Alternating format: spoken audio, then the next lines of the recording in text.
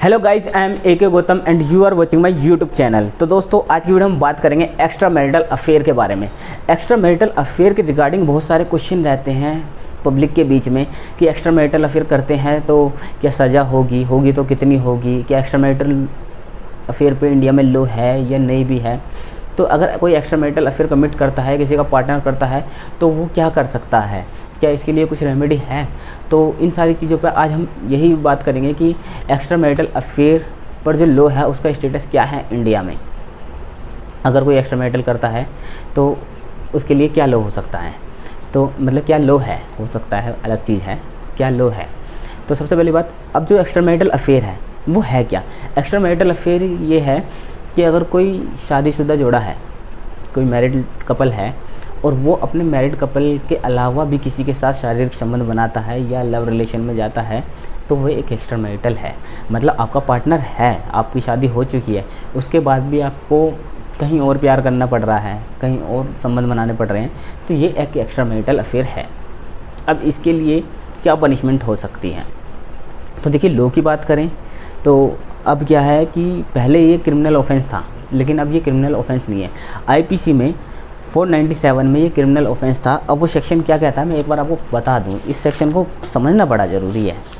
तो वो सेक्शन ये कहता था कि whoever has sexual intercourse with a person who is and whom he knows or has reason to believe to be the wife of another man and such sexual intercourse not amounting to the offense of rape is guilty of the offense of adultery and shall be punishable with the imprisonment of either description for a term which may extend to 5 years or with fine or with both. In such cases, wife shall not be punishable as an abettor. अब मैं आपको इसके section का मतलब समझाता हूँ, आपको ऐसे समझ में नहीं आया होगा। तो ये सीधा सीधा ये कहता है, कोई भी पर्सन जिसके साथ सेक्सुअल इंटरकोर्स आप करते हैं और ये जानते हैं कि ये किसी की वाइफ है, मतलब अगर कोई मेल ये जानते हुए कि ये किसी की वाइफ है, शादीशुदा है, उसके साथ सेक्सुअल इंटरकोर्स करते हैं, तो वो क्या है, वो अडल्ट्री है। अडल्ट्री मतलब एक्स्ट्रा मैरिटल अफेयर ही है। तो इस केस में उसे क्या पनिशमेंट हो सकती है, तो 5 साल तक की सज़ा हो सकती है उसे, और साथ ही फ़ाइन भी हो सकता है, या फ़ाइन और सज़ा दोनों हो सकते हैं।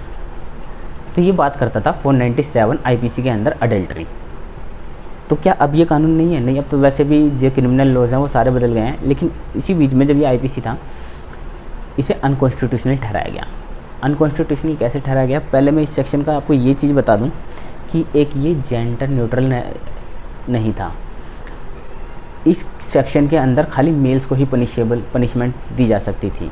मतलब अगर कोई मैन किसी मैरिड वुमेन के साथ सेक्सुअल इंटरकोर्स करता है तो वो अडल्टरी में आता था, लेकिन जो फीमेल है उसे पनिशेबल नहीं किया जाता था।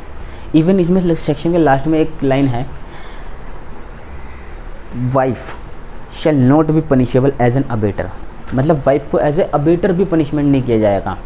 अबिटमेंट मतलब कि अगर आप किसी चीज़ को उकसाते हैं कि ये करो, इस तरीके से, अबिटमेंट का मतलब होता है उकसाना या इंस्टिगेट टाइप की, आप उकसा रहे हैं तो आपको उसके लिए भी लाइबल नहीं ठहराया जाएगा। तो अब क्या है, एक्स्ट्रा मैरिटल में जो जाते हैं, जाता वो दोनों की कंसेंट से ही हैं, लेकिन उसमें सिर्फ मेल को ही प्रोसिक्यूट किया जाता था 5 साल तक की सज़ा के लिए। तो अब ये क्वेश्चन सुप्रीम कोर्ट के सामने आया। ये क्वेश्चन पहले भी आया, लेकिन जो लैंडमार्क जजमेंट था लास्ट में, उसने इसे अनकॉन्स्टिट्यूशनल ठहराया। केस का नाम है जोसेफ शाइन वैसी यूनियन ऑफ इंडिया और 2018 का ये केस है। इसमें एक PIL दायर होती है आर्टिकल 32 के अंडर में, और ये बोला जाता है कि ये आर्टिकल 14, 15 और 21 का वायलेट कर रहा है। एक तो ये जेंडर न्यूट्रल नहीं है सेक्शन, और साथ ही साथ ये आर्टिकल 21 को ही वायलेट करता है, जो कि राइट टू लाइफ और पर्सनल लिबर्टी को वायलेट करता है।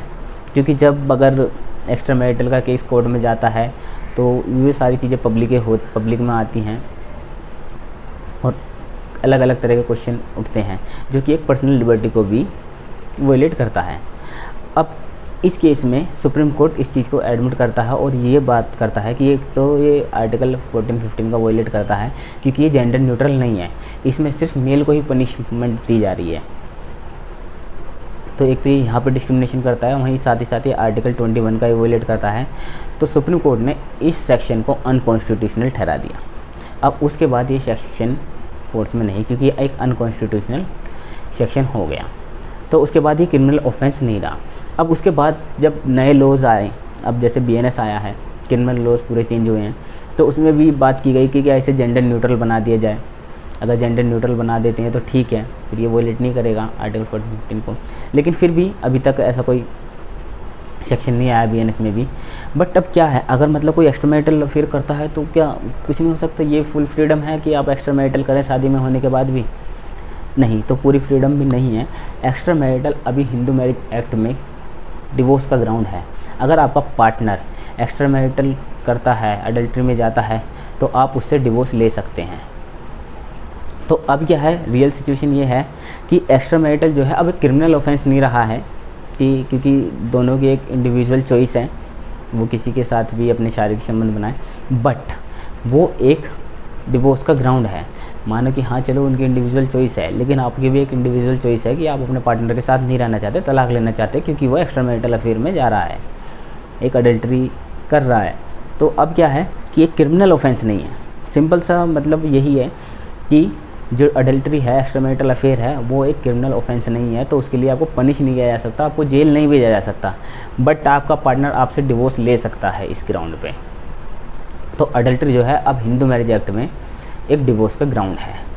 वहीं वुमेन के लिए ये एक क्रूएल्टी भी माना गया है। अगर कोई मेल करता है तो वो डोमेस्टिक वायलेंस में भी जा सकती है, उसके लिए एक डोमेस्टिक वायलेंस भी ये माना गया है।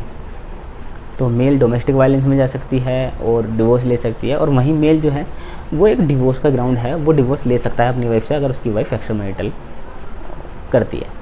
तो आई होप गाइज आपको जो एक्स्ट्रा मैरिटल के रिगार्डिंग आपको लॉ की ज़रूरत थी कि क्या लॉ क्या कहता है, इस पे लॉ क्या एक्शन ले सकता है। तो एक्स्ट्रा मैरिटल अफेयर पे जो ये है वो लॉ यही है। और जो कि आजकल मेट्रोपॉलिटन सिटीज़ में हम देख रहे हैं कि एक्स्ट्रा मैरिटल काफ़ी बढ़ रहा है दिन पे दिन। लोग अब ये इसके रीज़न कुछ भी हो सकते हैं बढ़ने के, या तो लोग अपनी मैरिज में खुश नहीं हैं इसलिए वो एक्स्ट्रा मैरिटल में जा रहे हैं, ये भी मानना होता है। बट मेरा मानना एक ये भी है कि लोग अपने प्लेजर की तरफ ज़्यादा ध्यान दे रहे हैं अपनी रिस्पॉन्सिबिलिटीज़ की बजाय। पहले के लोग रिस्पॉन्सिबिलिटी को ज़्यादा प्रायोरिटी रखते थे, इसलिए शादियों को ज़्यादा चलाते थे, लेकिन आज लोग अपने प्लेजर और इंडिविजुअल चॉइस की तरफ ज़्यादा ध्यान दे रहे हैं, तो इसलिए थोड़ा मैरिज कम जा रही है। अब रीज़न कुछ भी हो सकते हैं, सबके राइट हैं अपने अपने, बट ये रीज़न हो सकता है कि एक्स्ट्रा मैरिटल अफेयर बढ़ रहा है, लेकिन हमारा इससे इतना कुछ लेना देना है नहीं। हमें बात करनी है लॉ पे, तो लॉ यही कहता है कि एक्स्ट्रा मैरिटल अफेयर जो है वो आपका पनिशेबल ऑफेंस नहीं है, आपका क्रिमिनल ऑफेंस नहीं है। अब वो बस एक डिवोर्स का ग्राउंड है, तो आप उस पर एक्स्ट्रा मैरिटल एक आपका डिवोर्स का ग्राउंड बन चुका है, और अपने पार्टनर से आप डिवोर्स ले सकते हैं कि भाई ठीक है, आप जहाँ खुशी रहना चाहते हो आप खुश रहो, लेकिन हमें बख्शो, हमें डिवोर्स दो। तो ये है लॉ इंडिया में। आई होप गाइज आपको इस वीडियो से क्लैरिटी मिल गई होगी एक्स्ट्रा मैरिटल अफेयर के रिगार्डिंग जो लॉ है इसके। I hope guys and thank you guys for watching this video.